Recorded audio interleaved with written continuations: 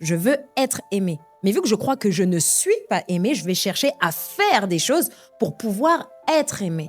Mais ça marche pas comme ça, en fait. Parce que si je me contente de mettre mon identité et ma capacité à être aimé dans ce que je fais, on est tellement imparfait qu'on va tous faire des erreurs, en fait. Wow. Donc, du coup, ça veut dire quoi? Ça veut dire que je vais chercher à être dans le perfectionnisme. Ça veut dire que je vais chercher à te plaire. Ça veut dire que je vais toujours te dire oui, chercher à bien faire pour être sûr que toi, tu vas m'aimer. Mais pourtant, dans ce qu'on va faire, parfois, ça va même pas être en alignement avec la parole de Dieu, tu vois. Là, je parle de la parole Réma, de la parole de la saison, de la parole du moment, tu vois. Parfois, tu veux peut-être aider quelqu'un à faire ceci alors que Dieu, il t'attendait ailleurs. Du coup, tu as péché, tu as manqué le but vis-à-vis du Seigneur. Mais parce que tu voulais plaire à quelqu'un pour que cette personne, elle t'aime, puisque tu te sens mal aimé, et notamment mal aimé de Dieu, du coup, tu fais le truc. Donc, en fait, ça va être super important de toujours sonder ses motivations. Pourquoi est-ce que je fais ce que je fais? Salut à tous et j'espère que vous allez très bien. Alors aujourd'hui, on se retrouve dans une nouvelle vidéo. Et dans cette vidéo, j'ai encore le privilège, l'honneur de recevoir une invitée de qualité. Et pour ce faire, Dieu nous a mis à disposition une sœur, une grande sœur pour d'autres, qui a un parcours incroyable avec le Seigneur. Et aujourd'hui, on va pas parler d'un sujet des moindres, on va parler de la dépendance affective et aussi du rejet, de la manière dont le rejet fonctionne pour collaborer avec l'esprit de dépendance affective. Et vraiment, le Seigneur nous a fait grâce de dépêcher sa servante qui va venir nous exhorter sur quelle a été son histoire, son parcours avec la dépendance affective. Et donc, pour ce faire, j'ai l'honneur d'accueillir Crescence, que je vais laisser se présenter en quelques secondes. Hello Clinton, j'espère que tu vas bien. Super. Ok, franchement, merci pour l'invitation. Je suis trop honorée d'être avec toi, de passer ce temps avec toi sur des épisodes de podcast. Et en plus, je sais que tes épisodes, quel que soit le sujet d'ailleurs, ils bénissent une multitude. Et franchement, je bénis Dieu pour ce qu'il fait dans ta vie, au travers de toi, au travers de cette plateforme. Et juste merci Seigneur d'avoir accepté la vision qu'il t'a donnée. Tu vois, parce que ça édifie beaucoup de personnes. Donc gloire à Dieu, je voulais le dire. Wow, merci. Et du coup, pour me présenter, comme tu as dit, je m'appelle Crescence. Ta sœur en Christ guérie pour guérir, mais en cours de transformation encore, parce qu'on n'est pas parfait. Du coup, j'ai pour fardeau d'aider les personnes à guérir de leurs blessures intérieures, quel que soit le nom, que ce soit le rejet, que ce soit l'abandon, la trahison, l'humiliation, l'injustice, toutes ces choses, pour qu'elles puissent tout simplement vivre une vie épanouie. Et ce fardeau, si je l'ai, c'est parce que c'est Dieu qui l'a mis dans mon cœur, ce qui révèle que c'est le fardeau de Dieu pour ses enfants, en fait, qu'on soit tout simplement épanoui. Et donc, je le fais au travers d'un podcast qui s'appelle « Sois toi-même », à la base destiné aux femmes, mais ça répondait aux besoins de plusieurs. Donc, les frères, j'ai dit « Venez, on est ensemble ». Et puis, voilà. Yes. Et vraiment, je vous encourage à aller visionner ces podcasts qui sont très édifiants et qui sont vraiment le fruit de tout ce qu'elle a reçu et appris avec le Seigneur. Et justement, aujourd'hui, on va parler d'un sujet qui a été phare dans ta relation avec Dieu, qui concerne la dépendance affective. Ouais. Et surtout, qu'est-ce que c'est au final la dépendance affective? Comment tu en as conclu dans ton cœur ce que ça a produit dans ta vie, etc. Qu'est-ce que tu peux en dire par rapport à ça? Alors, déjà, ce qu'il faut savoir, c'est que quand je suis arrivée à Christ, moi, je ne savais pas que j'étais blessée. Okay, donc, je ne savais pas que j'avais tout ça. Mais au fil du temps, j'ai découvert que j'avais la dépendance affective, mais c'était vraiment longtemps après ma conversion. La dépendance affective, en fait, c'est un état de dépendance émotionnelle vis-à-vis de quelqu'un, où du coup, nous-mêmes, on va se juger, s'estimer conformément à l'affection que quelqu'un d'autre peut nous porter, tu vois. Donc, du coup, ça veut dire que admettons, si je prends ton exemple, si je suis dépendante affective de toi, je vais tout faire, en fait, pour avoir ton affection et justement là, l'affection que tu me donneras, ça fera que je me sentirai bien par rapport à qui je suis. Ça ferait que je me sentirai aimée. C'est-à-dire que je vais me sentir valorisée, entendue, soutenue. Mais du coup, je vais dépendre de toi parce que si jamais demain, je sais pas, il se passe quelque chose et tu vas être saoulée ou tu seras indisponible pour moi, et ben du coup, je vais être mal, je vais sombrer, je vais me dire que voilà, j'ai pas assez fait pour toi, etc. Donc en fait, l'estime que j'aurai de moi-même, l'amour que j'aurai pour moi-même, la considération que j'aurai pour moi-même, ça va dépendre de l'affection que quelqu'un d'autre me donne en fait. On peut avoir de la dépendance affective, on en parle souvent au niveau de l'amour, mais je crois qu'il y a aussi au niveau des amitiés quand même. On en parle plus souvent au niveau de l'amour quand même parce que c'est plus fréquent. Donc voilà comment moi, j'étais carrément dans cet état-là, hein, mais bon, je ne le savais pas. J'ai d'abord su, en fait, le Seigneur m'a d'abord montré que j'avais la blessure du rejet. Parce que, alors je ne sais pas vraiment si ce que je dis, j'avoue, c'est une source exacte, mais il y a la blessure du rejet d'un côté et il y a aussi la blessure d'abandon de l'autre. Et en fait, les deux, ils vont ensemble, mais c'est pas exactement la même chose. Le rejet, ça va plutôt être « je n'aime pas qui tu es ». Okay. Alors que l'abandon, ça va plutôt être « t'es pas assez », tu vois. Donc, l'abandon, c'est « au début, je suis avec toi, mais parce que t'as fait un truc, vas-y, en fait, je m'en vais ». Du coup, t'as une insécurité affective. Alors que le rejet, pour toi, il y a personne qui t'aime, mais c'est comme ça, tu vois, non. Donc, moi, le Seigneur, il m'a d'abord montré que j'avais le rejet et ensuite, il m'a montré que j'avais la dépendance affective parce que j'avais le rejet et l'abandon, les deux en même temps, tu vois. Donc, la nuance est très intéressante quand même entre les deux. Ouais.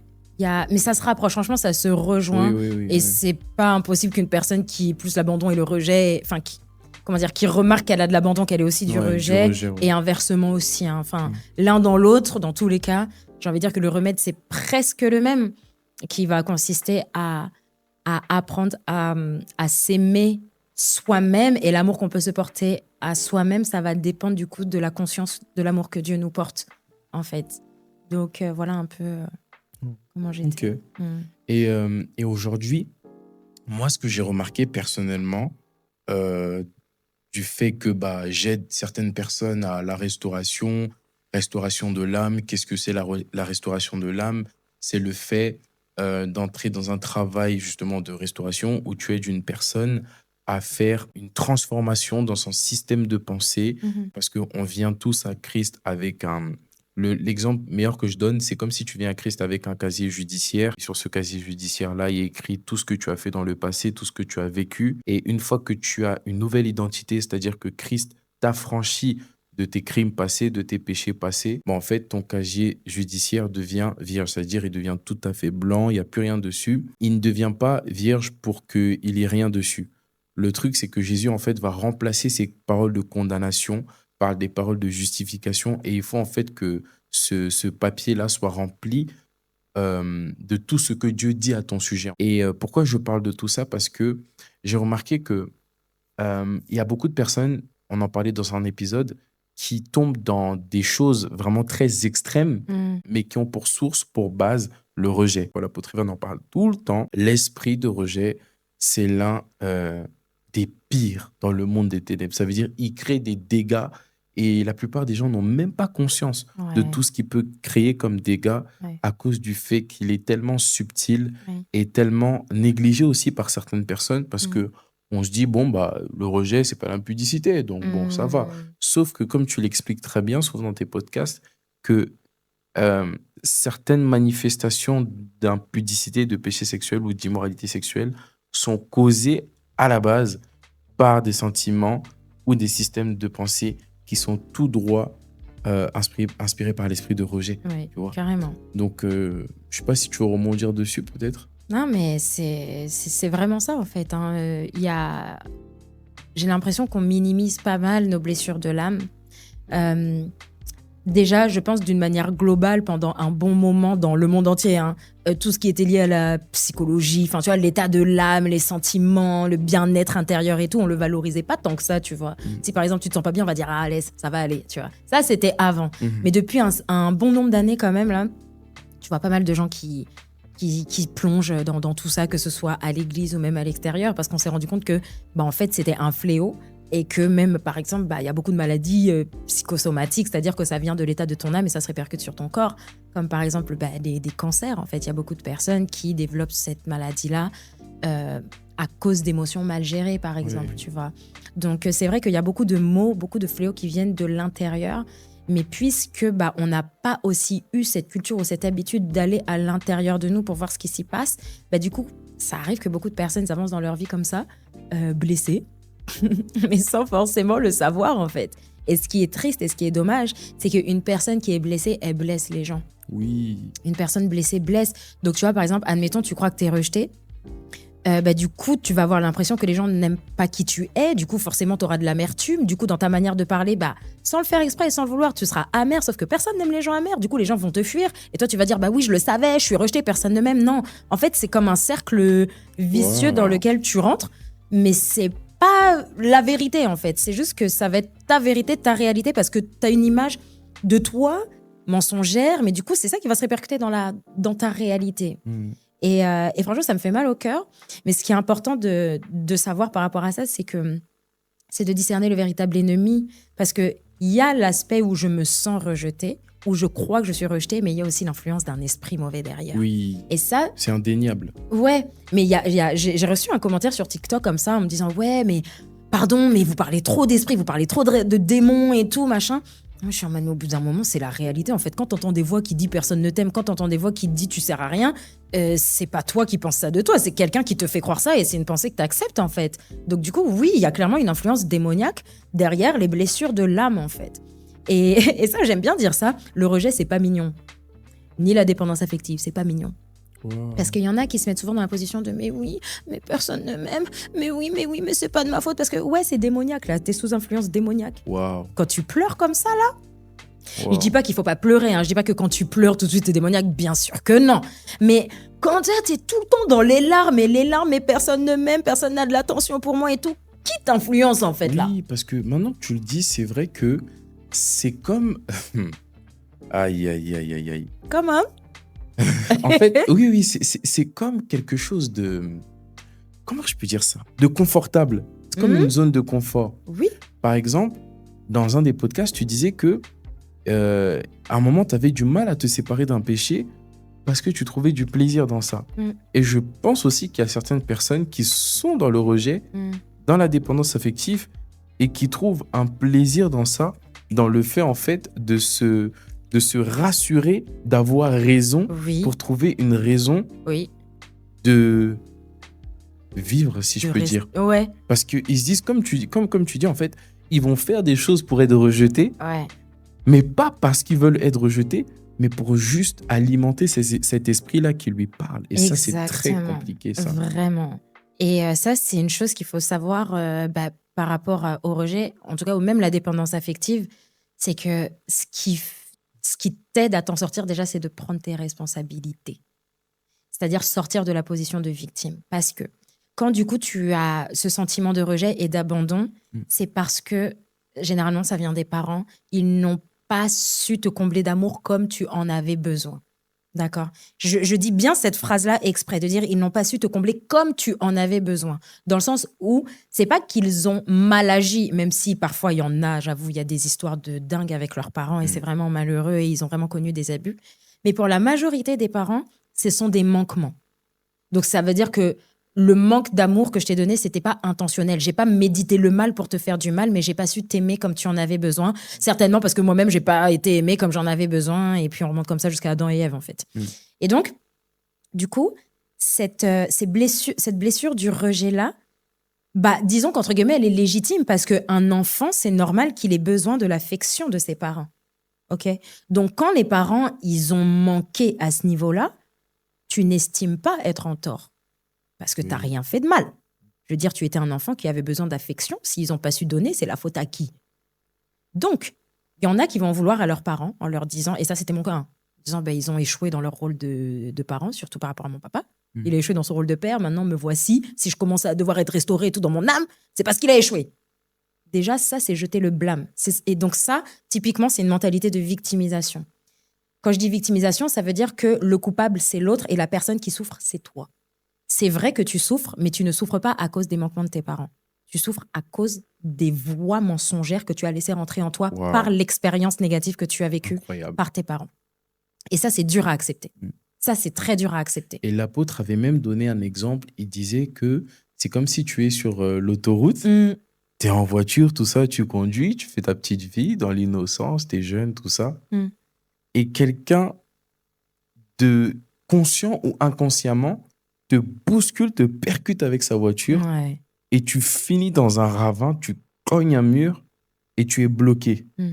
Et tu vois la personne qui t'a cogné, qui t'a heurté, continuer sa route avec la musique à fond, du Jul à fond, en train de continuer sa route et faire la fête. Tu l'insultes, espèce de mercredi, espèce de jeudi, de vendredi, etc.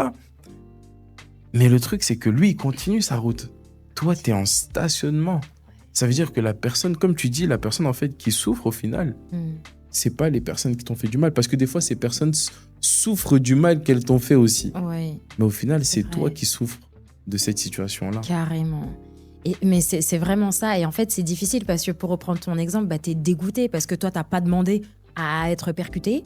Tu roulais tranquillement en toute innocence.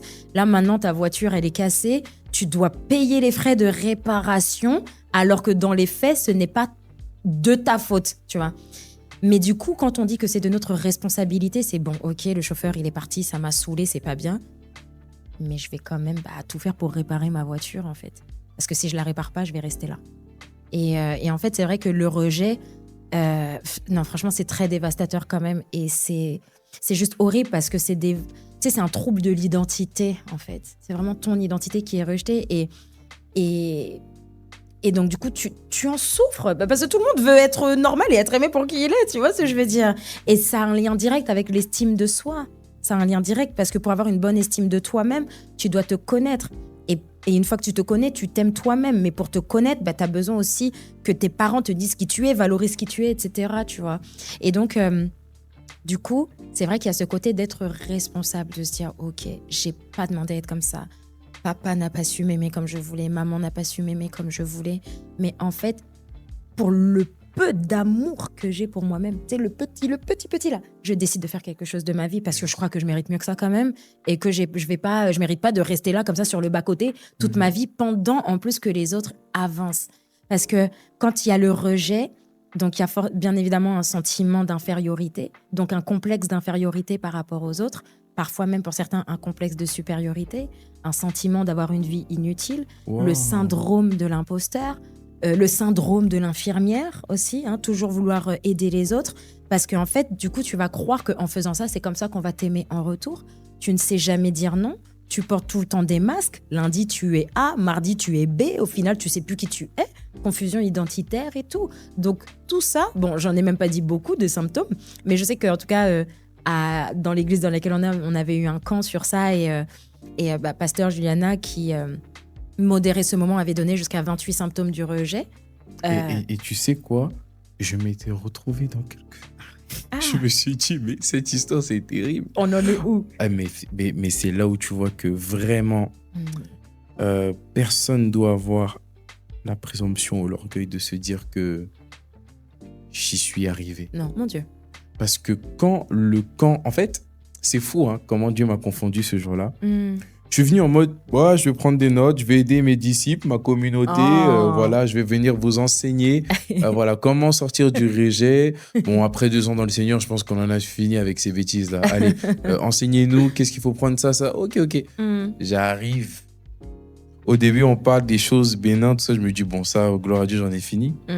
Quand on commence à arriver au symptôme, au 26, c'est ça que 28. 28 symptômes du rejet. Des fois, il y a quelques points, je me disais, mais tiens, on dirait que moi, je suis dedans aussi.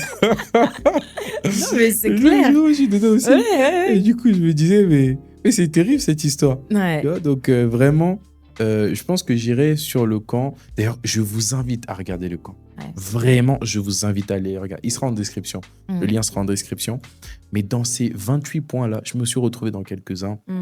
Et j'ai compris qu'en fait, Crescence, vouloir vaincre le rejet, c'est vraiment aller à contre-courant. Oui, vérité. C'est aller dans une guerre terrible. Et c'est là où tu vois que dès que tu pointes le rejet, tu as toutes sortes de voix qui se lèvent et qui commencent à t'affliger. Et tu dis, mais en fait, le rejet, c'est comme un nid d'abeilles qui est tapis quelque part. Ouais. Et dès que tu secoues un peu, il y en a plein qui sortent, Ça en fait. pète. Ouais. Non, franchement, c'est horrible et ça fait sérieusement mal au cœur. Hein. Mhm. Je me souviens quand je venais d'arriver à l'église, parfois, quand on me reprenait, mais la douleur émotionnelle et avec des pensées de rébellion. Si c'est ça, je me barre. Ouais, vas-y, j'en ai rien à faire. Nana. Tu vois, ça se manifestait pas par des larmes, premièrement, mais par déjà, j'ai mal agi, du coup, on va me châtier, du coup, ça veut dire qu'on m'aime pas. Mais pour anticiper le fait que tu vas me rejeter, en fait, je te rejette d'abord et du coup, je m'en vais. C'est comme ça que beaucoup de personnes quittent l'église, par exemple, parce qu'ils ont le rejet à l'intérieur de leur cœur. C'est comme ça que beaucoup de personnes peuvent trahir d'autres personnes parce qu'ils ont été offensés à cause du rejet, en fait, parce qu'ils se sont sentis mal aimés. Et en fait, le problème avec le rejet et même l'abandon, de mon côté avec la dépendance affective et tout, c'est que vu qu'on n'a pas su nous aimer pour qui nous sommes, c'est-à-dire que les gens ils n'ont pas su nous aimer pour qui nous sommes, et du coup, on va croire que les gens vont nous aimer pour ce que l'on fait. Donc c'est-à-dire que notre identité, on va la mettre dans notre faire. Alors qu'il faut être avant de faire et faire avant d'avoir. Moi, je vais estimer que ce que je suis, c'est conforme à ce que je fais. Tu vois, non ? Et en fait, ça va être très important de faire une distinction. Donc du coup, moi, admettons, je veux être aimée. Ok ? Donc je veux être aimée. Mais vu que je crois que je ne suis pas aimée, je vais chercher à faire des choses pour pouvoir être aimée. Mais ça marche pas comme ça, en fait. Parce que si je me contente de mettre mon identité et ma capacité à être aimée dans ce que je fais, on est tellement imparfait qu'on va tous faire des erreurs, en fait. Wow. Donc du coup, ça veut dire quoi ? Ça veut dire que je vais chercher à être dans le perfectionnisme. Ça veut dire que je vais chercher à te plaire. Ça veut dire que je vais toujours te dire oui, chercher à bien faire pour être sûr que toi, tu vas m'aimer. Mais pourtant, dans ce qu'on va faire, parfois, ça va même pas être en alignement avec la parole de Dieu, tu vois. Là, je parle de la parole Réma, de la parole de la saison, de la parole du moment, tu vois. Parfois, tu veux peut-être aider quelqu'un à faire ceci alors que Dieu, il t'attendait ailleurs. Du coup, tu as péché, tu as manqué le but vis-à-vis du Seigneur. Mais parce que tu voulais plaire à quelqu'un pour que cette personne, elle t'aime, puisque tu te sens mal aimé, et notamment mal aimé de Dieu, du coup, tu fais le truc. Donc, en fait, ça va être super important de toujours sonder ses motivations. Pourquoi est-ce que je fais ce que je fais, en fait ? Et quand on voit que les motivations, c'est pour être aimé de quelqu'un, on montre que là, Oui. j'ai pas conscience que je suis aimé de Dieu. Et malheureusement, tu sais, moi personnellement, il y a beaucoup de jeunes qui regardent mes vidéos. Souvent, quand je regarde mes statistiques, la tranche d'âge se trouve entre 21 ans et 25 ans. L'autre tranche d'âge se trouve entre 28 ans et 35 ans. Donc, je vois vraiment qu'il y a beaucoup de personnes qui sont assez jeunes et aussi les 16-18 qui regardent mes vidéos. Mais en fait, ce que je me dis, c'est que dans notre génération, ça serait vraiment se voiler la face de nier le fait qu'il y a beaucoup de jeunes qui s'engagent dans des relations amoureuses très vite. Vérité. Et très vite et surtout très tôt. Mais malheureusement, l'enseignement qu'on leur donne ne les donne vraiment pas du tout envie de collaborer, de coopérer avec ce que Dieu veut pour eux. C'est-à-dire, on va se contenter de leur dire non, mais c'est pas de ton âge. Là, tu dois te concentrer sur l'école. Tu dois plutôt faire ci, plutôt faire ça, etc.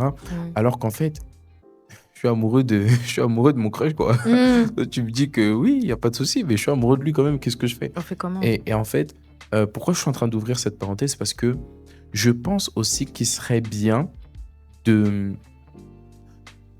faire comprendre, en fait, à certains jeunes que le rejet aussi peut te pousser très tôt, si tu n'as pas connu l'amour de Jésus, à te réfugier dans des relations qui vont très vite, en fait, t'apporter à rien du tout. Tellement. Et je tiens à donner un exemple.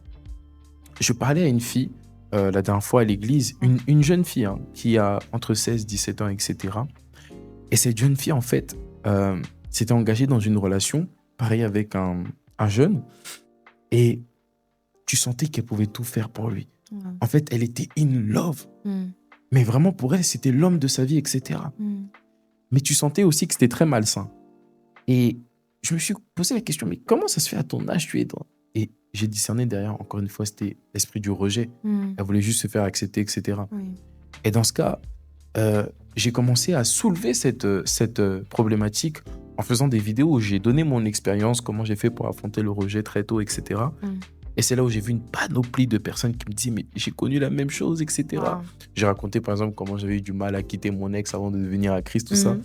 Mais en gros, tout ça pour que tu puisses nous donner ton avis et des conseils sur, en fait, des jeunes qui ont connu le rejet par leurs parents, qui sont juste en mode, je ressens du rejet et j'aime juste scroller sur TikTok, parler avec mes amis parce que, voilà, mais c'est malsain derrière parce qu'il y a une forme de, comme tu disais, en fait, de dépendance envers la vie d'autrui, tu vois. Ouais, c'est clair. Non, mais déjà, déjà, juste envie de dire que je comprends ces jeunes-là. Et c'est aussi pour ça que j'ai un peu un fardeau pour des jeunes. Parce que c'est à cette période-là aussi qu'on se développe. Mais si on se développe dans un environnement de rejet, c'est compliqué, en fait. Et en fait, ce que j'ai envie de dire, premièrement, c'est... Et si tu donnais l'opportunité à Dieu de t'aimer? C'est-à-dire, et si, voilà, t'as testé les garçons, t'as testé les filles, t'as testé les réseaux, t'as testé les sorties, tout ça, mais ça ne t'a toujours pas satisfait. Et si tu donnais à Dieu sa chance, en fait, tu vois, ça, c'est une chose. La deuxième chose, c'est que, alors là, on est dans un contexte de personnes qui ont donné leur vie au Seigneur. C'est ça. Ou pas. Bon, parce que dans le contexte des personnes qui n'ont pas donné leur vie au Seigneur, je dirais que il y a une dimension d'amour qui est disponible pour vous, qui surpasse même tout ce que vous pouvez penser ou imaginer. Oui. Parce que l'amour de Dieu, c'est pas un amour humain, en fait. Il est amour, c'est-à-dire que il est amour. Et notre besoin, en fait, c'est lui. Parce que quand il a créé tous les êtres humains, au début, il nous a fait sortir de lui, afin de pouvoir nous aimer, afin que l'on puisse recevoir son amour. Et en fait, même quand tu regardes tous les problèmes de l'humanité, c'est parce qu'on n'a pas l'amour de Dieu. Oui. C'est parce qu'on sent tous un vide, on recherche tous quelque chose, et ce qu'on recherche, c'est l'amour de Dieu, en fait. Et donc, du coup, pour quelqu'un qui ne connaît pas le Seigneur Jésus, je dirais, il y a plus. Je ne sais pas ce que tu cherches, mais sache qu'en tout cas, Dieu, il est prêt à t'offrir bien plus. Donc, regarde même pas à tes péchés, à tes fautes, tout ça, parce qu'il a déjà payé le prix à la croix pour ça, et il veut justement que tu puisses recevoir son amour, parce que c'est ça qui va commencer à te faire vivre. Ça, c'est un. De deux, pour ceux qui ont déjà donné leur vie à Christ, moi, ce que j'aime dire, c'est que quand tu nais de nouveau, tes parents, c'est plus tes parents. J'évite de le dire trop fort parce que je veux pas, ma mère, elle m'embrouille. Après, elle va me dire à quelle heure je suis plus ta mère. Moi qui t'ai porté dans mon sang pendant 9 mois. Je vais dire, maman, mais tu connais. Bon, après, ma mère, elle a donné sa vie au Seigneur. Donc, si je dis ça, elle va un peu comprendre. Mais j'essaye de pas trop le dire. Mais ma mère, c'est plus ma mère. Dans le sens où un enfant, quand il vient sur la terre, quand il naît, son besoin, du coup, c'est de recevoir l'amour d'un papa et l'amour d'une maman pour que son capital émotionnel il soit rempli, n'est-ce pas?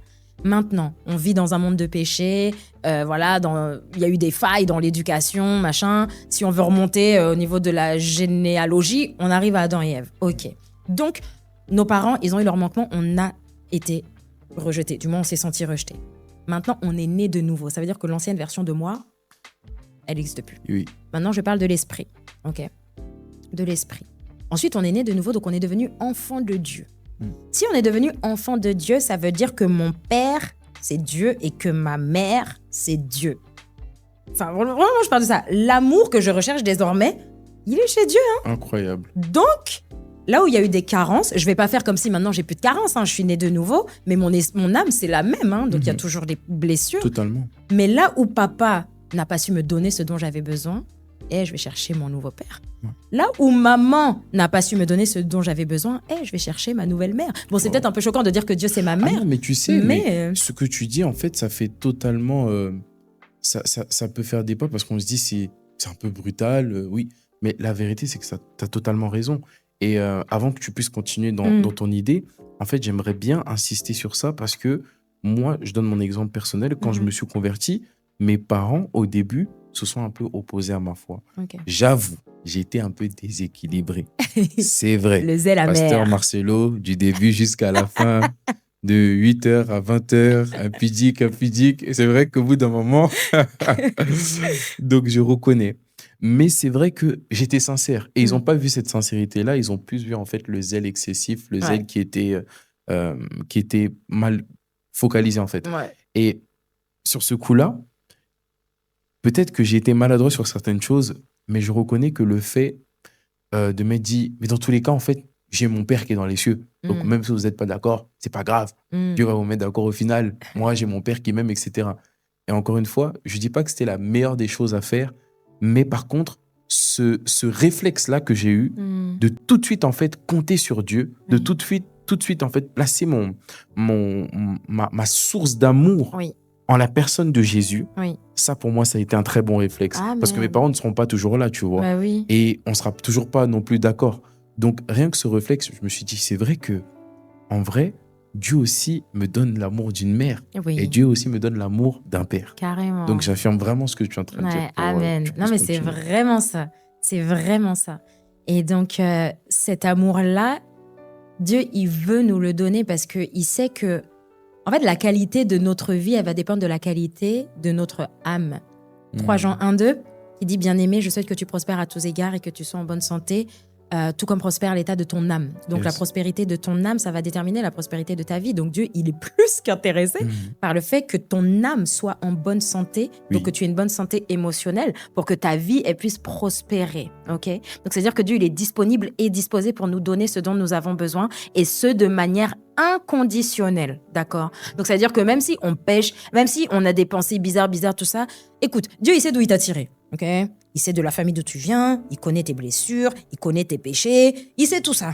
Maintenant, la condamnation et le châtiment que nous, on devait recevoir, il a fait tomber sur Jésus. Ce qui veut dire que Dieu le Père, nous concernant, quand il nous voit pécher, tout ce qu'il demande, c'est qu'on reconnaisse nos torts, on se relève et puis on avance, ok?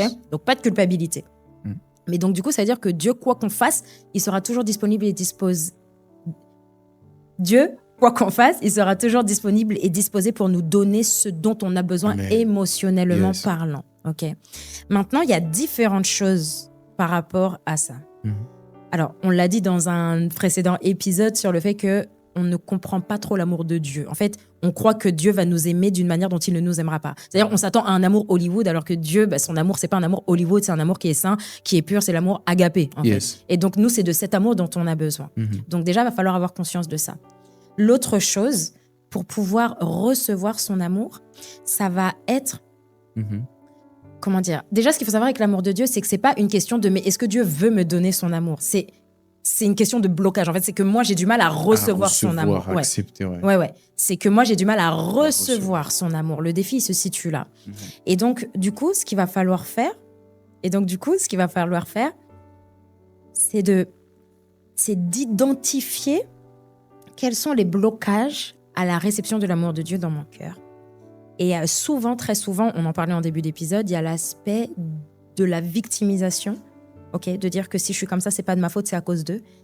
Et cette victimisation-là, ça implique de l'amertume ou encore du manque de pardon.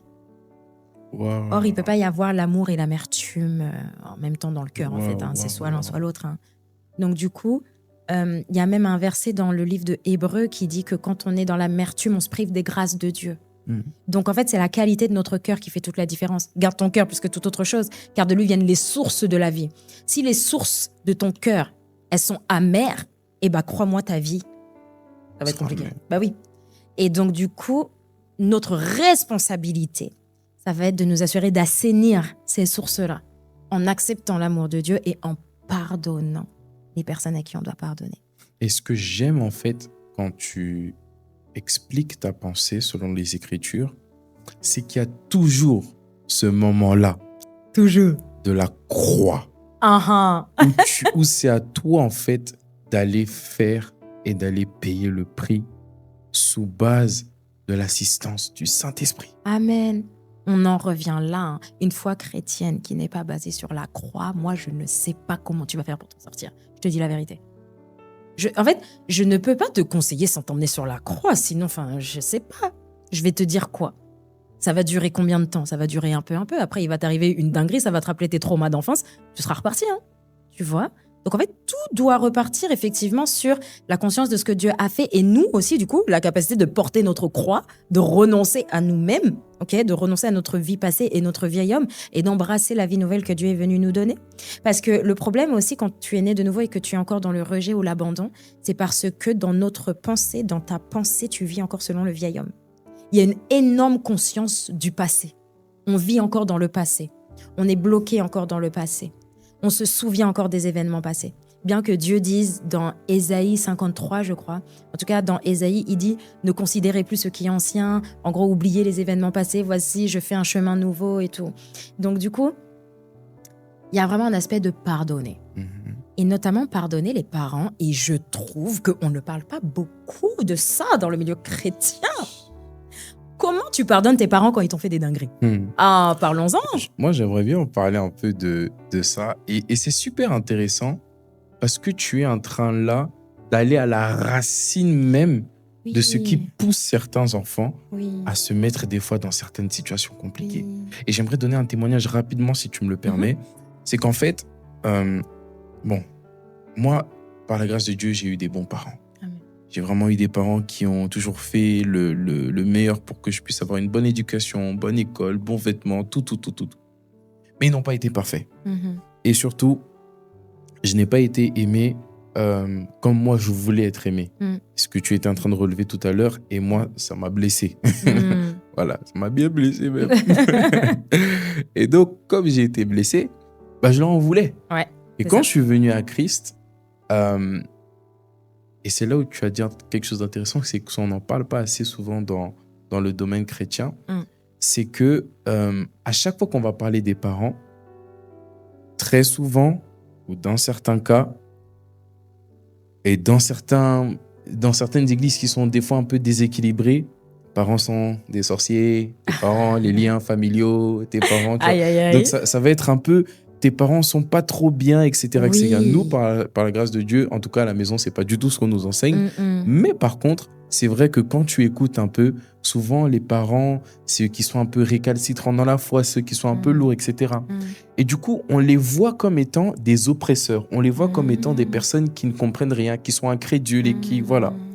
Alors qu'un jour, en fait, le Saint-Esprit m'a dit, mais...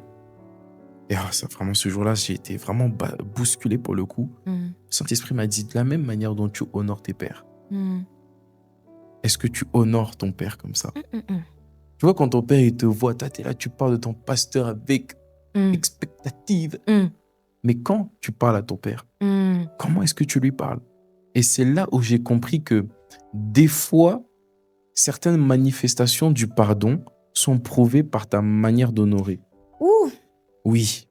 Parce que tu peux pas dire que tu as pardonné, surtout tes parents, quand tu n'arrives pas à les honorer. Come on. Et la vérité, c'est que le fait d'honorer ses parents va même t'aider à les pardonner. Parce que quand j'ai commencé à honorer mes parents, un jour, si je te dis ce que le Saint-Esprit m'a demandé de faire, tu vas pas croire. Il a dit quoi? Dis-nous. Un jour, le Saint-Esprit m'a dit, Clinton, fais une offrande à ton père. Oh, wow. Fais une offrande à ta mère. Les deux. Dinguerie. C'est-à-dire, tu vois les enveloppes là, où on met dans les paniers. Les enveloppes où tu vas voir le bishop, prie pour moi, prie pour moi. Le Saint-Esprit m'a dit, prends une enveloppe, tu vas semer. Wow. Semer dans la vie de ta mère. Semer dans la vie de ton père. Wow. Pourquoi? Parce que c'est eux ta source. Et quand j'ai commencé à comprendre que...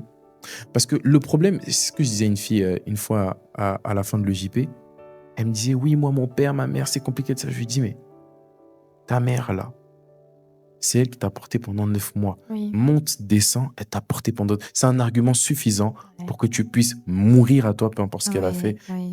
Et je lui disais, des fois, tu ne récoltes pas là où tu as semé. Et ce que j'ai compris, du coup, c'est qu'il y a des gens, en fait, ils se disent, comme j'ai donné ma vie à Jésus, j'ai semé la conversion de ma famille. Oui, c'est vrai. Mais ce n'est pas la seule loi. Accompagné à la loi de la conversion qui peut activer aussi le salut de ta famille, tu peux ajouter aussi de la loi de l'honneur. Yes. Et la loi de l'honneur, c'est ce que j'ai compris en tout cas dans la loi de l'honneur, c'est que des fois, tu ne vas pas récolter là où tu as semé. Et donc, ça veut dire, tu t'attends à ce que tes parents changent ou à ce que tes parents changent de comportement envers toi parce que tu manifestes de l'amour envers eux.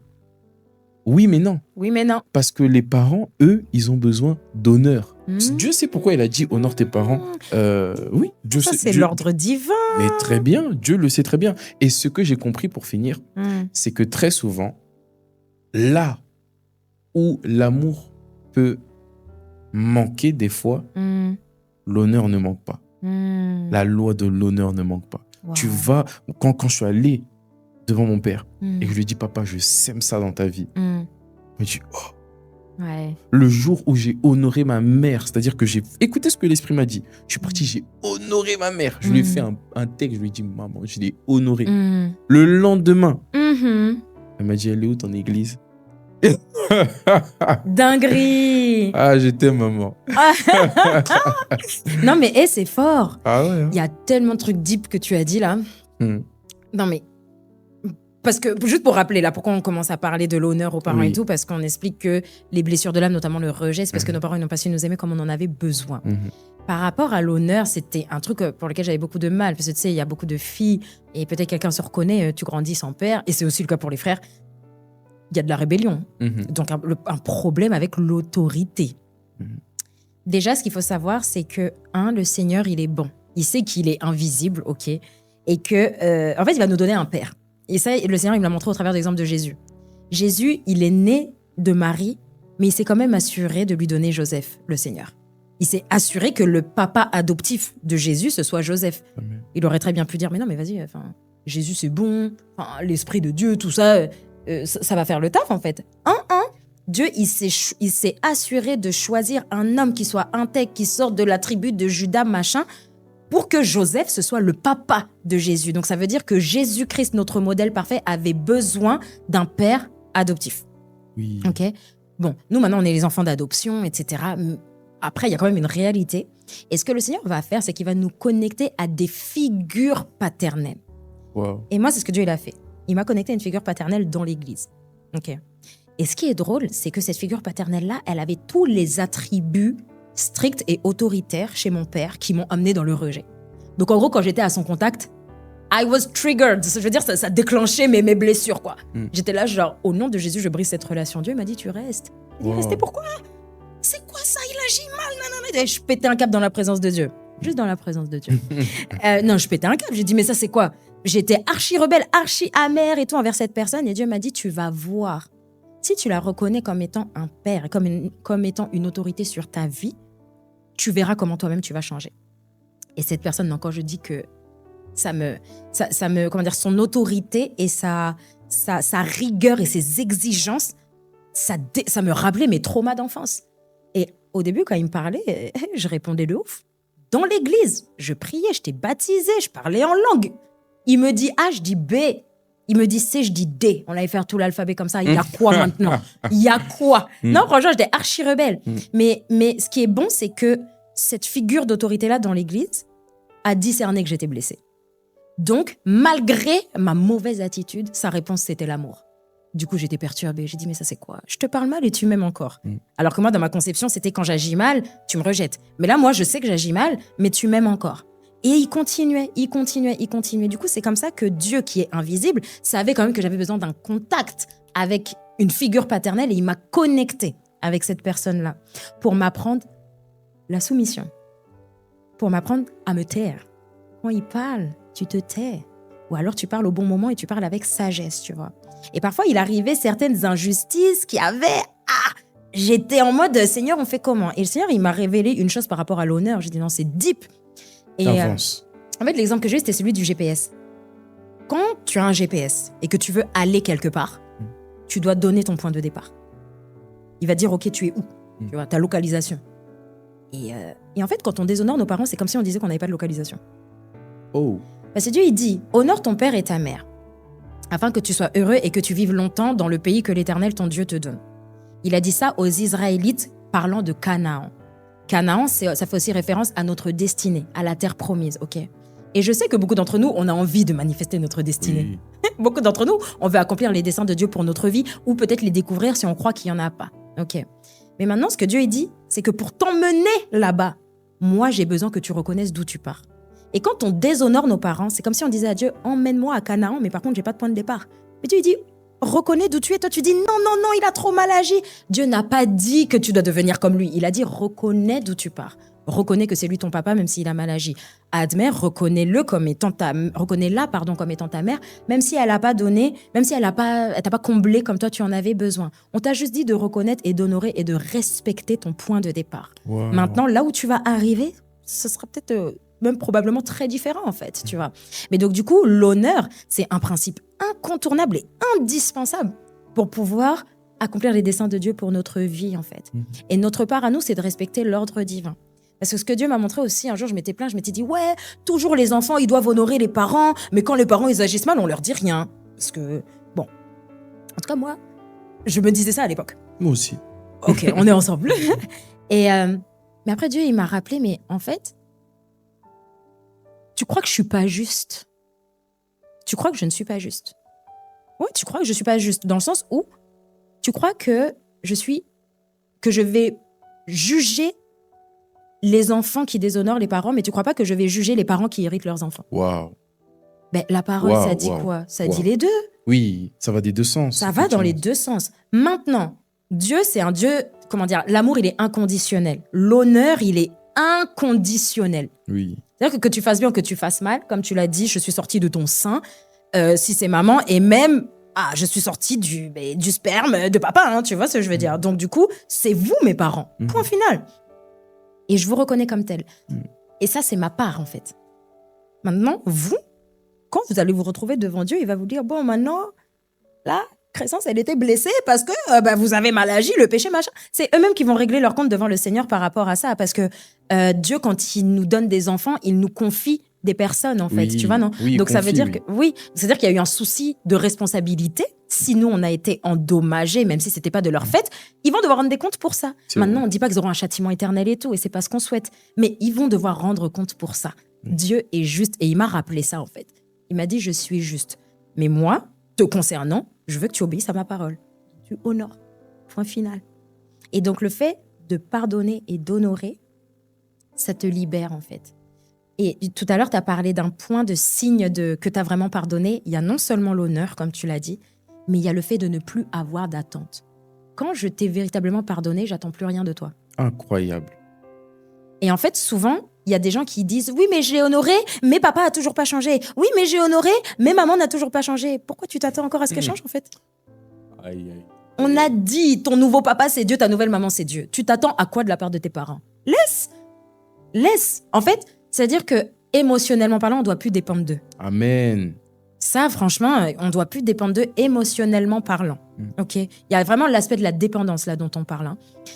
On les honore, on leur fait des cadeaux. On ne dit pas que c'est mal d'avoir des attentes vis-à-vis d'eux, mais ce qui n'est pas bon, c'est de dire que oui, mais je me sens mal parce que maman n'a pas fait, papa n'a pas fait. Là, aujourd'hui, on ne peut plus dire ça. Parce qu'en fait, on n'est plus né d'eux. Quand on regarde dans notre arbre généalogique, on n'est plus sorti d'eux. Et c'est un danger d'exposer son âme à l'affection de quelqu'un. Parce que le diable, sachant cela, ne va pas se gêner pour manipuler cette personne. De ouf. C'est comme une marionnette qui tient une marionnette, qui pilote une marionnette. Carrément. C'est une marionnette qui pilote une marionnette pour te piloter toi. Oui. Parce que comme il sait que tu dépends de quelqu'un, il va influencer, si cette personne n'est pas affermie, et si cette personne sent que tu es attaché à lui, mais que cette personne n'est pas remplie du Saint-Esprit pour briser cette relation et t'aider toi, et que cette personne ne fait rien pour t'aider, assurément, le diable passera par cette personne pour empoisonner davantage son cœur, afin que cette personne puisse encore plus manifester des choses qui vont te pousser à encore plus t'accrocher à lui. Exact. Et ça aussi, c'est un des dangers que je remarque pendant que tu es en train de parler du fait de ne pas s'attendre émotionnellement parlant d'eux. Est-ce que ça veut dire que je dois plus espérer que mon... Non, c'est pas ça qu'on est en train de dire, mais de ne pas en fait en faire son salut, quoi. C'est ça. Et Dieu, il le dit clairement, maudit soit l'homme qui se confie en l'homme. Amen. Donc en fait, c'est pas que Dieu il est méchant et qu'il nous dit t'as pas le droit de faire ça. C'est que quand tu le fais, le malheur il va s'attacher à ta vie et toi-même tu le verras en fait. Je pense que plusieurs personnes l'ont déjà expérimenté. Que quand je m'attendais à ce qu'un homme me comble d'amour, il a échoué. Ça m'a frustrée en fait, tu vois. Et en fait, ça veut dire que le besoin d'être comblé d'amour, c'est pas mauvais. Le problème, c'est que tu vas chercher à combler ce besoin où? le besoin d'être aimé, le besoin d'être valorisé, le besoin d'être reconnu, le besoin de reconnaissance, ouais, le besoin d'acceptation, le besoin de validation, le besoin de sécurité affective. C'est quoi encore les besoins? Le besoin je sais pas, donne-moi tous tes besoins. Il n'y a pas de problème dans le fond, dans le fait d'avoir des besoins. Le problème, c'est que tu vas chercher à les combler où? Chez les hommes ou chez Dieu? Et pour ça, moi, je m'appuie sur Paul dans Galates 1 au verset 10 où il dit maintenant, est-ce la faveur des hommes que je recherche ou alors la faveur de Dieu? Si c'est la faveur des hommes, je ne serai pas serviteur de Christ. Mais quand tu vois ce verset-là, Paul, il cherchait la faveur. Il n'y a pas de problème dans le fait de chercher la faveur. Le problème, c'est que tu cherches la faveur de qui? Donc du coup, c'est ça qu'un peu on est en train de dire. Ok, tu as vécu le rejet, papa n'a pas su t'aimer comme tu avais besoin, idem pour maman. Tu as été rejeté, tu as été moqué à l'école, il y a eu du harcèlement, les gens t'ont fait du mal et tout. Donne ta chance à Dieu. Enfin, donne à Dieu sa chance dans ta vie pour qu'il puisse vraiment t'emmener dans ton Canaan. C'est-à-dire un lieu là où coule le lait et le miel, comme le dit la parole, c'est-à-dire un lieu de délice où tu es totalement épanoui et tout, mais en laissant dans le passé ce qui est déjà passé. On laisse papa là-bas, on laisse maman là-bas, on laisse ceux qui nous ont causé du tort là-bas. Et le pardon, honnêtement, c'est une chose qui est difficile parce que souvent les personnes pensent que pardonner, ça veut dire donner raison à quelqu'un d'autre. Mais ça veut pas dire ça, pardonner. Amen. Tu vois, quand on dit pardonner, ça veut pas dire non, mais t'as eu tort de croire que la personne t'a causé du tort, elle a pas mal fait, sois indulgent envers elle. Ça veut pas dire ça vraiment, en fait. Ça veut dire, oui, on reconnaît qu'elle a mal agi, mais tu laisses tomber. Parce que la justice de Dieu et la justice des hommes, c'est pas la même. Oui. C'est pas la même. Et en fait, c'est juste par amour pour notre propre vie, en fait. Acceptons de pardonner. Et moi, j'ai dû pardonner à mon papa par rapport à ça, parce que j'étais beaucoup dans le rejet, tu vois. Et vraiment, moi, je me disais, je suis née dans une famille pétée, j'ai rien demandé. Lui, il est là, il a pas su aimer ses enfants et tout. J'ai rien demandé, je suis là, je souffre, je dois faire des gros travaux de restauration de mon âme à cause de quelqu'un qui a échoué et tout. Je parlais super mal. Empreint d'amertume. Dieu, il m'a dit, mais est-ce que tu vois l'amertume qu'il y a dans ton cœur? Est-ce que tu es mieux que ton père, là, même comment tu parles? À savoir que tu as pardonné ton père alors qu'il n'était plus vivant. Come on, parlons-en. Et ça, c'est la preuve aussi que des fois, tu n'as pas besoin d'aller voir directement la personne pour obtenir pardon. Ça veut dire que ça commence d'abord dans ton cœur. De ouf.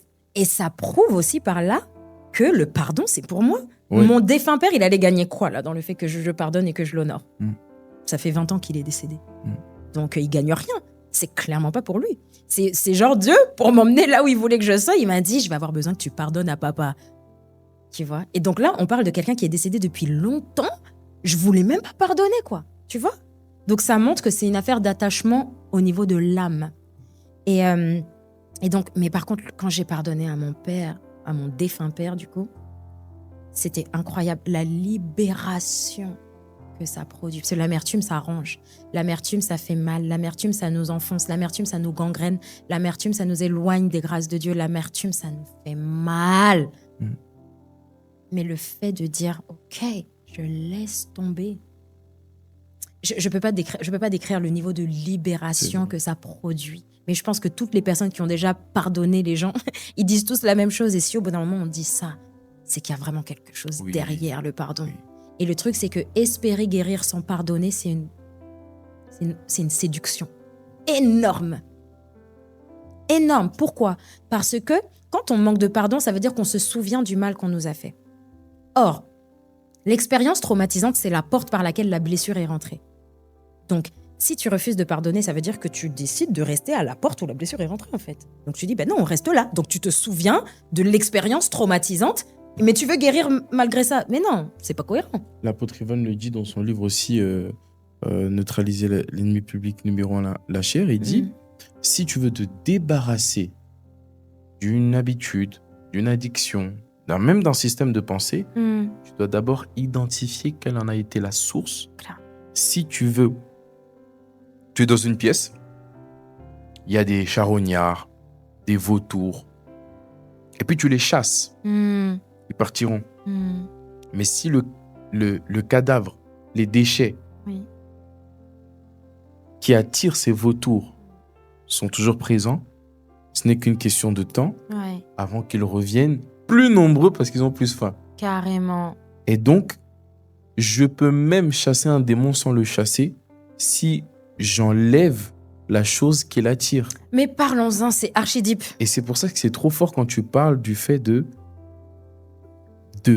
se focaliser en fait sur ce qui a été la source, en fait, Oui. l'origine Oui, de ces choses qui sont venues par derrière. complètement. C'est vrai qu'en fait, c'est à la racine qu'il faut viser parce que un mauvais arbre continuera toujours de porter les mêmes mauvais fruits, tu vois. Et souvent, il y a des personnes, si on reprend l'image de l'arbre, qui s'attardent sur les fruits ou alors sur les branches. Tu vois, je veux couper les fruits ou les branches, sauf que c'est qu'une question de temps avant que ça repousse. Alors que si tu t'attaques aux racines de l'arbre et que tu déracines, Oui. t'es sûr qu'il n'y aura plus ni branches, ni fruits, ni Oui. rien, en fait. Donc c'est pour ça, il y avait quelqu'un dans le truc là sur les 28 symptômes du rejet qui s'était reconnu dans les 28 et elle était super découragée, Wow. genre ouais, vas-y, c'est bon et tout. Et c'était un commentaire qu'elle avait laissé sur la vidéo, la personne. Et moi, je me suis dit, mais non, faut pas le voir en mode négatif que tu as tous les symptômes. C'est juste une preuve que la racine du rejet, elle est là. Tu déracines le rejet, tu verras que tous les 28 trucs, ils vont partir. Et c'est pas obligé de prendre des années ni des mois. Non.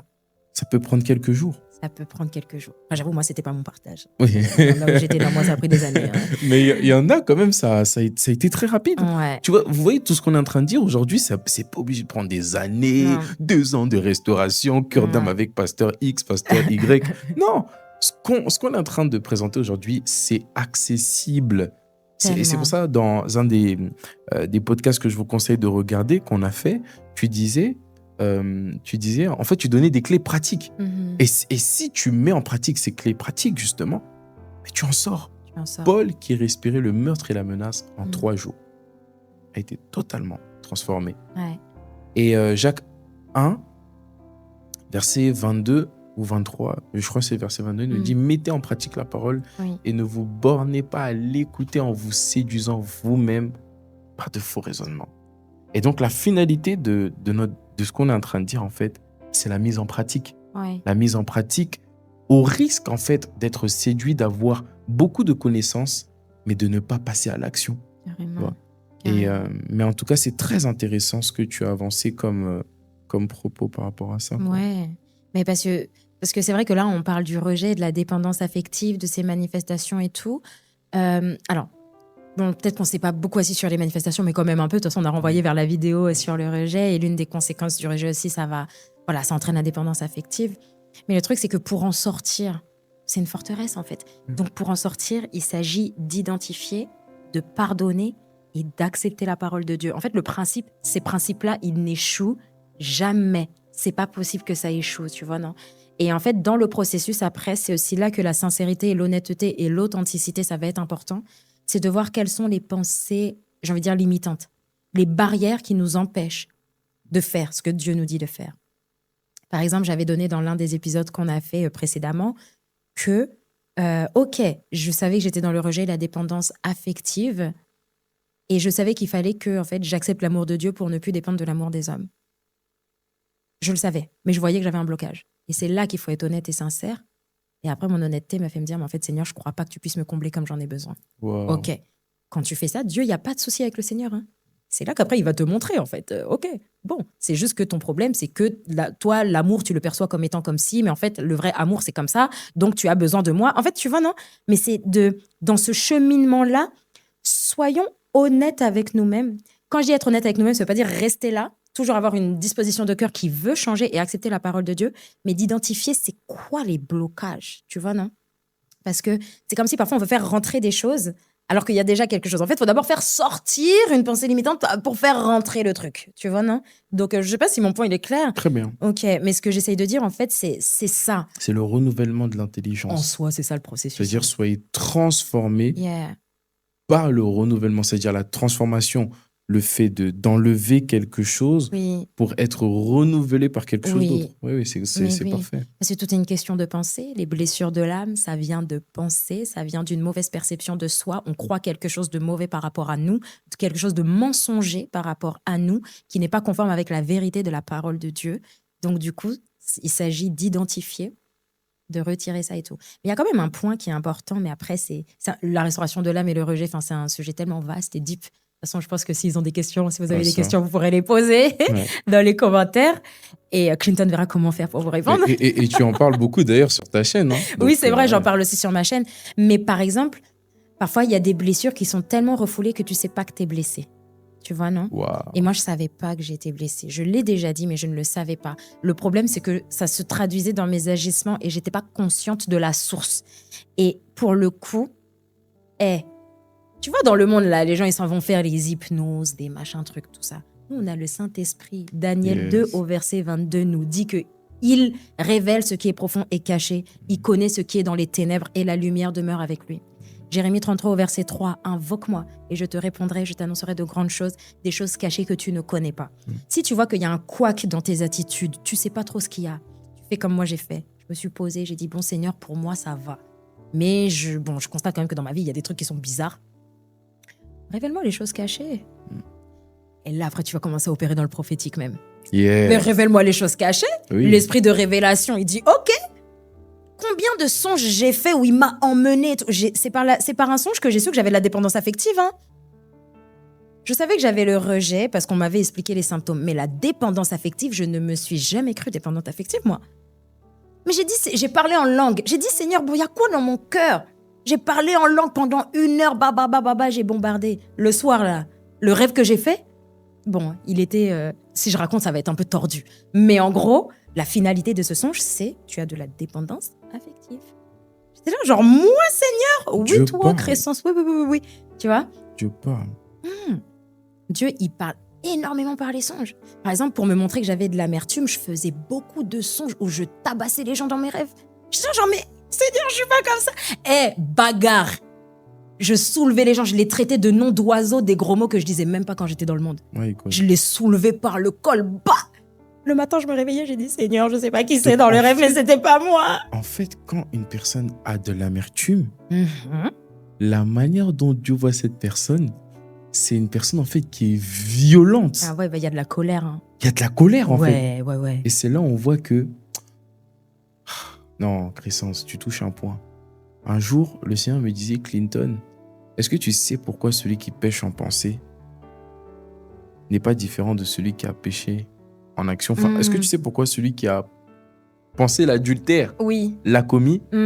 C'est parce qu'au moment où il a accepté la pensée, si tu lui donnes l'occasion à l'instant T, il passe à l'action. C'est fort.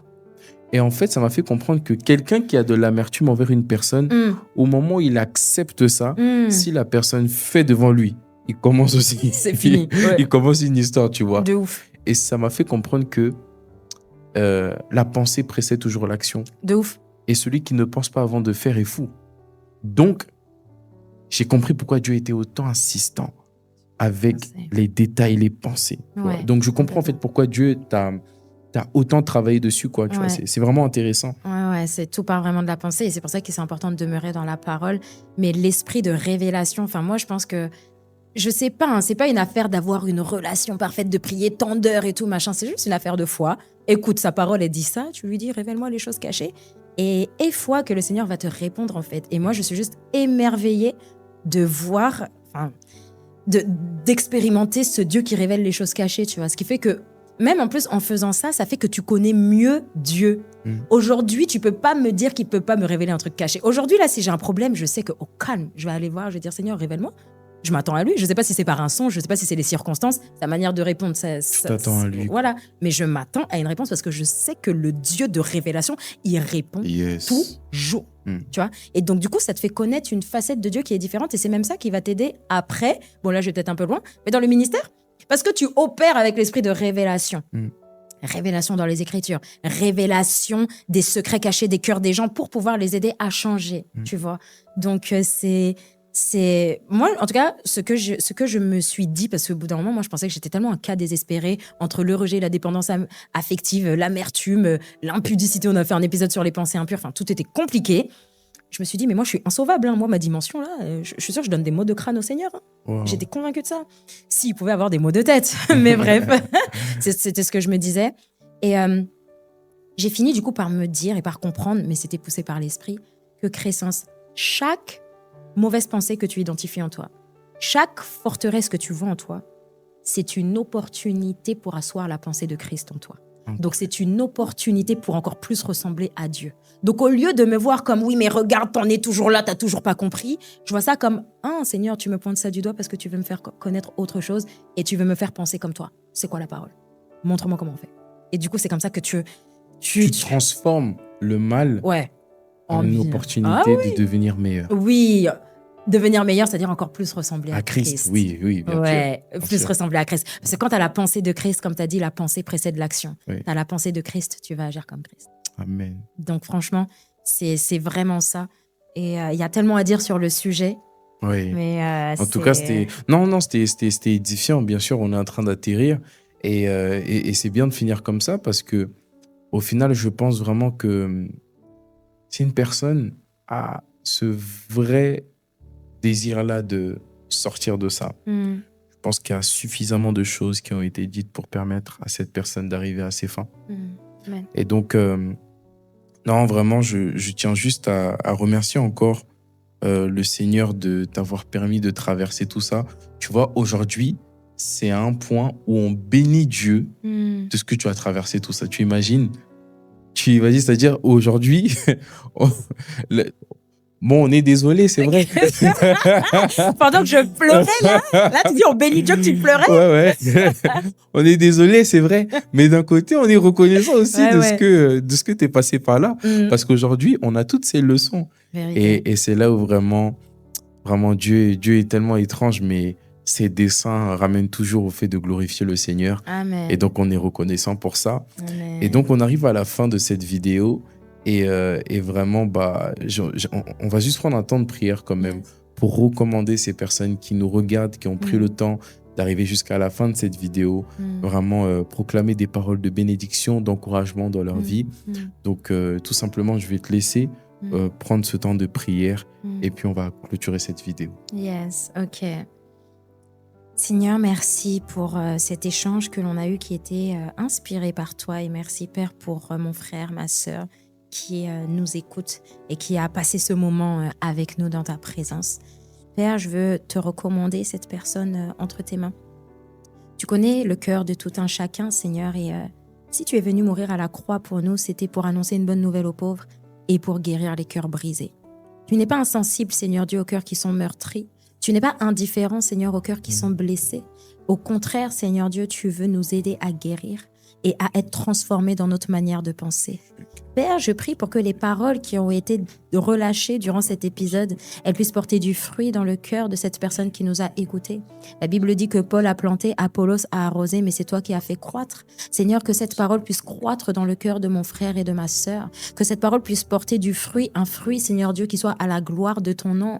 Père, en vérité, le rejet, ce n'est rien devant toi et ce n'est pas compliqué, Seigneur Dieu, à l'éradiquer de nos cœurs. Père, la chose dont tu as besoin de notre part, c'est notre volonté. Parce que les blessures, elles sont dans notre âme, mais c'est dans notre âme qu'il y a le libre arbitre. Ce que tu veux, Seigneur Dieu, c'est notre cœur, des cœurs qui sont désireux de te plaire, des cœurs qui sont désireux de renoncer à eux-mêmes. Alors je prie, Père, pour que tu donnes la force et la capacité à mon frère, à ma sœur, d'accepter de payer ce prix-là. Pas tant le prix, pas tant un prix qui soit compliqué d'aller chasser des démons, etc. Non, mais le prix de chercher à faire ta volonté. Assurément, Seigneur Dieu, tu la conduiras, Père, dans la restauration de son âme. Je veux te recommander cette personne entre tes mains et proclamer et décréter dans le nom de Jésus qu'elle marche dans la victoire. Je veux proclamer et décréter au nom de Jésus que Satan a lamentablement échoué dans sa vie. L'esprit de rejet a échoué et il n'a pas d'autre choix que de libérer son cœur dans le nom de Jésus. À cause du sang de Christ qui a coulé à la croix, cette personne n'est plus rejetée mais acceptée. Le véritable rejet, en vérité, il ne venait pas de son expérience avec ses parents. Le véritable rejet venait du fait qu'il ait péché, qu'il était éloigné du royaume de Dieu. Mais depuis que mon frère, ma sœur a accepté le Seigneur Jésus, tu l'as de nouveau accepté dans le royaume. Père, je prie pour que tu illumines les yeux de son cœur et qu'il puisse avoir conscience, qu'elle puisse avoir conscience que désormais elle est acceptée pour l'éternité. Oh, je prie, Père, pour que la vérité qui libère et que la vérité qui affranchit soit le partage de mon frère et de ma sœur. Père, je prie pour que tu illumines les yeux de son cœur et que il ou elle soit éclairé par toi. Seigneur, non, le découragement ne l'emportera pas. Non, le désespoir ne l'emportera pas. Oui, cette personne est précieuse à tes yeux. Oui, tu crois encore en elle. Là où les hommes, Père, avaient collé une étiquette sur sa vie, toi, tu sais déjà ce que tu as fait d'elle et tu l'avais choisie avant même la fondation du monde. Tu l'avais prédestinée à devenir ton enfant et tu avais des projets de paix et de bonheur que tu veux manifester dans sa vie. Alors, Père, je prie pour que, à compter de cet épisode, tu l'emmènes, Seigneur, dans cette restauration de son âme Que les forteresses soient ébranlées, que les esprits mauvais lâchent son cœur dans le nom de Jésus et qu'elle puisse entrer en Canaan. Je prie pour que tu fortifies cette personne et que tu l'aides à pardonner à qui elle doit pardonner afin de pouvoir embrasser la vie que tu as prévue pour elle. Seigneur, cette personne, mon frère, ma sœur, rencontre la victoire. Cette personne rencontre le triomphe. Sa vie s'écrira gloire. Sa vie, non, ne sera pas synonyme de confusion, mais sera synonyme de gloire. Merci, Seigneur, de ce que ton sang parle dans sa vie. Dans le nom de Jésus-Christ, nous avons ainsi prié et nous disons Amen. Amen, amen, amen. Amen. Gloire à Dieu. Amen. Vraiment, on a été bénis par ce temps de prière. Et si tu as vraiment profité de ce temps pour pouvoir te reconnecter au Seigneur, si tu as ce désir-là d'être accompagné dans ta foi, tu n'as pas d'église locale, tu es en Île-de-France, tu cherches une église locale, vraiment, n'hésite surtout pas à envoyer le mot « save » à ce numéro qui va s'afficher. Et ça sera un plaisir pour nous de t'accompagner, de te prendre par la main et de t'enseigner les fondements qu'on a pris avec le Seigneur. On n'est pas parfait, mais on a plein de bonne volonté en nous. Et je tiens vraiment, encore une fois, à rendre grâce pour ta vie, Crescence, pour le dépôt que tu nous as apporté aujourd'hui. Et vraiment, c'était un échange très, très, très riche. Et je vous invite également à... tu voulais dire un mot? Non, je voulais juste dire merci à toi pour l'invitation et je confirme que c'était un échange riche et tu sais, à chaque fois, le fait de parler comme ça, non seulement ça libère, mais aussi on reçoit. Oui, c'est vraiment vrai. riche. Et donc, merci à toi pour l'invitation. Pas de souci, c'est avec grand plaisir. Et vraiment, n'hésitez pas à aller regarder le contenu de Crescence sur sa chaîne YouTube, Sois toi-même, qui sera en description. Merci à vous d'avoir regardé cette vidéo et que Dieu vous bénisse abondamment. Peace.